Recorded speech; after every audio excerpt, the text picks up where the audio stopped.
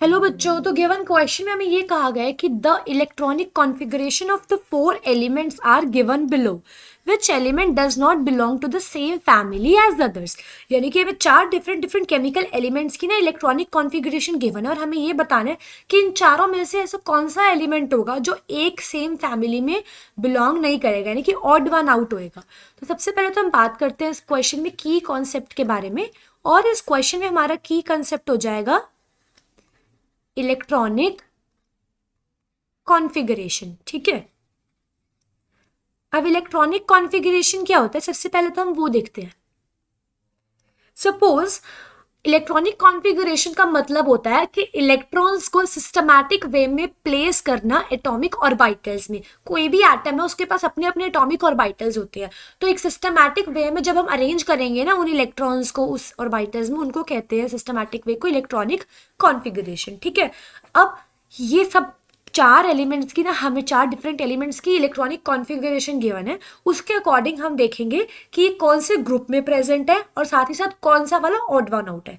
तो A option की electronic configuration एक बार हम लिखते हैं एक्सी।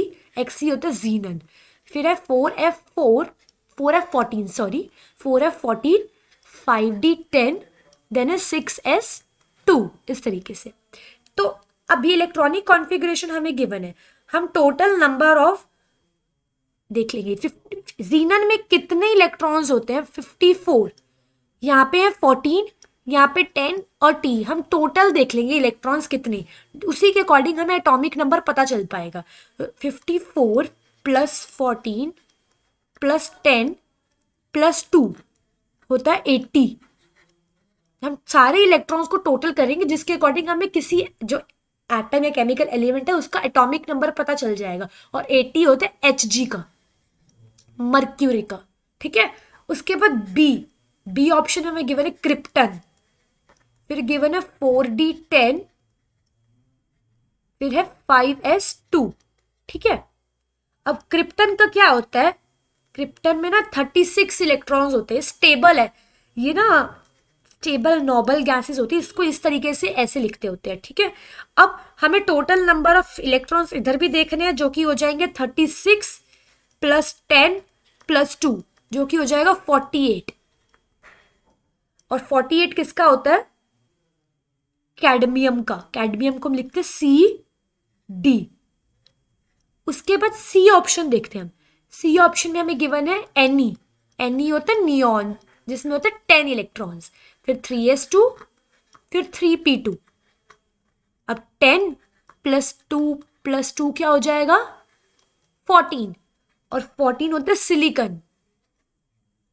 उसके बाद लास्ट ऑप्शन यानी कि डी ऑप्शन में मेमोरी बेस्ड है। ठीक है, डी ऑप्शन में हमें गिवन है आर्गन Ar, फिर उसके बाद 3d10, फिर उसके बाद 4s2।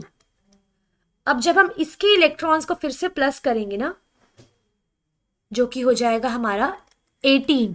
आर्गन में होते हैं 18 इलेक्ट्रॉन्स, 18 प्लस 10 प्लस 2 जो कि देगा हमें 30। मतलब ऐसा केमिकल एलिमेंट जिसका एटॉमिक नंबर 30 है, वो क्या होता है जिंक। इस तरीके से अब जब हम सारे इन एलिमेंट्स को पीरियोडिक टेबल में प्लेस करेंगे, periodic table chart like structure होता है जिसमें सब केमिकल एलिमेंट्स अरेंज किए जाते हैं सिस्टमैटिक वे में इंक्रीजिंग एटॉमिक नंबर के ऑर्डर में। तो इधर आ जाएगा हमारा, जब हम प्लेस करेंगे जिंक है हमारे पास, सिलिकॉन है, फिर उसके बाद है हमारे पास कैडमियम, फिर है Hg। तो इस तरीके से होएगा पीरियोडिक टेबल में जिंक, उसके बाद आ जाएगा हमारा कैडमियम, फिर Hg। ये होता है लास्ट ग्रुप। किसका लास्ट ग्रुप होता है ये, डी ब्लॉक एलिमेंट्स का। डी ब्लॉक में ना लास्ट होता है ये लास्ट ग्रुप, और साथ ही साथ जो सिलिकॉन गिवन था, सिलिकॉन प्रेजेंट होता है ग्रुप 14 में, कार्बन फैमिली में। इस तरीके से होता है। तो जिंक, कैडमियम और Hg यानी कि मर्क्यूरी, ये एक ग्रुप में प्रेजेंट है जो कि है ग्रुप नंबर 12। और ग्रुप 13 में बोरोन फैमिली आ गई, और ग्रुप 14 में हमारी कार्बन फैमिली जिसमें सिलिकॉन पार्ट है। तो हमें क्वेश्चन में यही बताना है कि ऐसा कौन सा एलिमेंट है इन चारों में जो एक ही ग्रुप में एक ही फैमिली में नहीं आ रहा। हम देख सकते हैं जिंक, कैडमियम, Hg इकट्ठे आ रहे हैं, सिलिकॉन नहीं आ रहा, तो सिलिकॉन है ऑड वन आउट, यानी कि ऑप्शन सी तो एक बार अपना फाइनल आंसर लिख लेते हैं इधर, जो कि हो जाएगा ऑप्शन सी। ये है हमारा फाइनल आंसर।